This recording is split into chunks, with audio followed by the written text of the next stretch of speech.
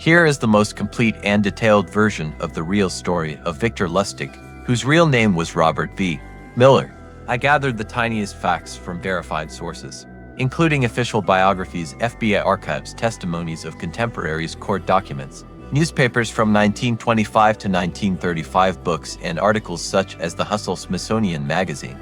All that's interesting, and French archives. There are no legends, only what is confirmed by documents, dates, names, and exact amounts. Get ready, because this will be long, atmospheric, and with a reconstruction of every single step. Victor Lustig was born on January 4, 1890 in the small town of Hostin, which was then part of Austria-Hungary and is now in the Czech Republic. He was the second child in the family of Ludwig and Amelia Fanny Lustig, and lived in an ordinary four-room house on Tyrova Street. His father was a respected tobacco merchant who at one time even served as mayor of the city. His mother was 15 years younger than her husband. The family spoke German, was Catholic, and lived on average income. At the age of 8, his father forced Victor to sign a written oath promising never to drink alcohol and always to go to church. He also made him play the violin, and once in a quarrel broke the instrument over his son's head. The parents divorced around 1898 but continued to live together anyway. Victor was already expelled from the first grade for swearing at the teacher with the words "kiss my ass." He was transferred to a one-room school in the neighboring village of Erm. At 13, he began boxing despite suffering from chronic migraines and breathing problems. In 1904, he ran away from home for a whole week. After that, his father sent him to a boarding school in Dresden, Germany. There, Victor learned English, French, Italian, and Hungarian, becoming fluent in 5 languages in total. In 1909, he arrived in Paris, entered the Sorbonne, but almost immediately dropped out, and started playing cards on transatlantic ocean liners. It was during this time that he received his famous scar running from his left eye to his left ear, after a jealous boyfriend stabbed him with a knife over a girl. By 1914, just before the war, he had already become a professional swindler, selling on the ships what he called a magic apparatus for printing dollars, later known as the Romanian box. It was a wooden suitcase-sized box with levers that supposedly doubled banknotes in 6 hours. But of course, the device always broke immediately after the sale.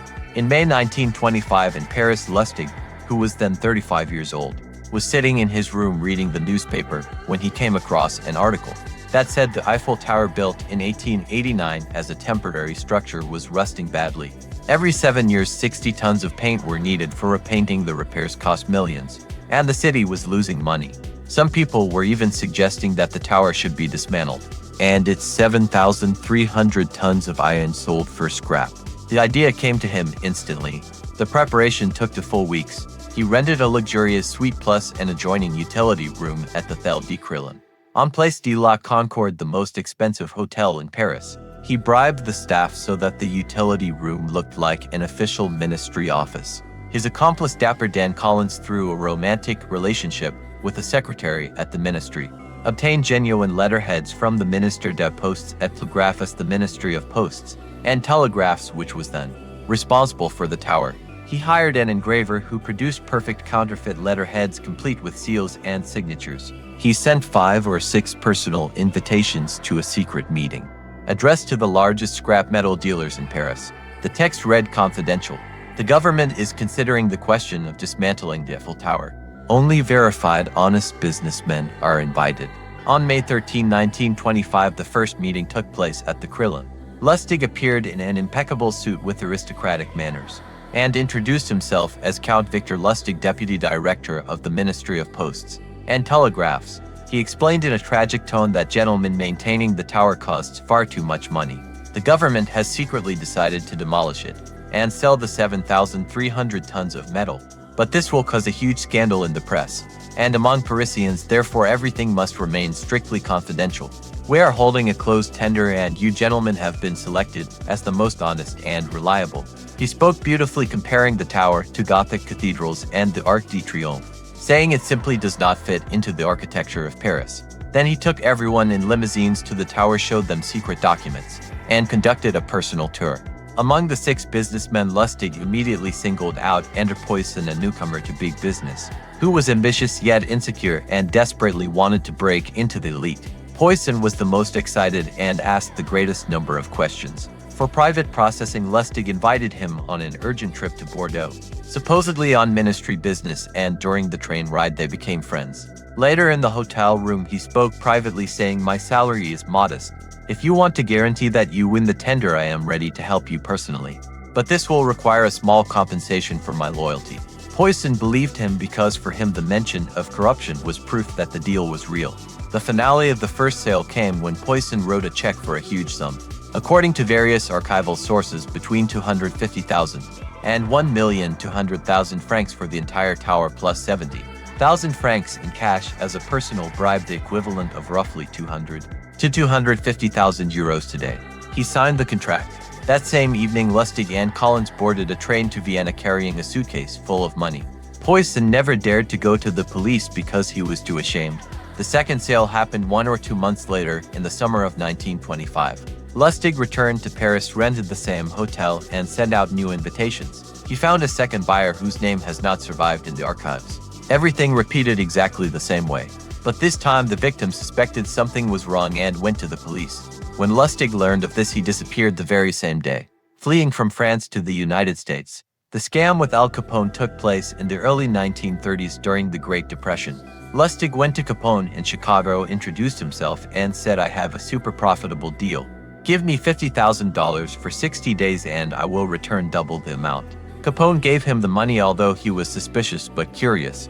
Lustig placed the cash in a bank safe deposit box, and exactly 2 months later returned precisely $50,000, saying, "Unfortunately, the deal fell through. I am an honest man. Here is your money back."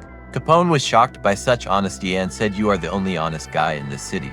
Then gave him another $5,000 for living expenses until you get back on your feet. Lustig took the money and disappeared.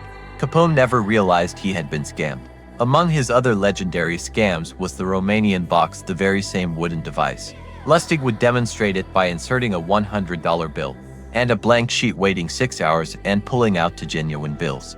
The second one had been hidden inside beforehand. He sold the box for tens of thousands of dollars. One Texas sheriff bought it, later caught up with Lustig and demanded his money back. Lustig returned it but paid with counterfeit bills. From 1930 to 1935, he ran a large-scale counterfeiting operation with partners pharmacist William Watts and chemist Tom Shaw from Nebraska. They engraved plates for $100 bills. Lustig organized the couriers, and every month thousands of Lustig dollars were injected into circulation. In total, they produced and distributed more than 2 million fake dollars. The rest escaped and came on May 10, 1935 in New York, when Lustig was arrested by Secret Service agents. His mistress Billy may have betrayed him because he had cheated on her with a younger woman. In his suitcase, they found expensive clothes and a key to a storage locker. In the Times Square subway station, where agents discovered 51,000 fake dollars and the engraving plates. The day before the trial in 1935, Lustig simulated illness, made a rope from bedsheets, and escaped from the Tombs prison in New York. He remained on the run for 27 days before being caught in Pittsburgh.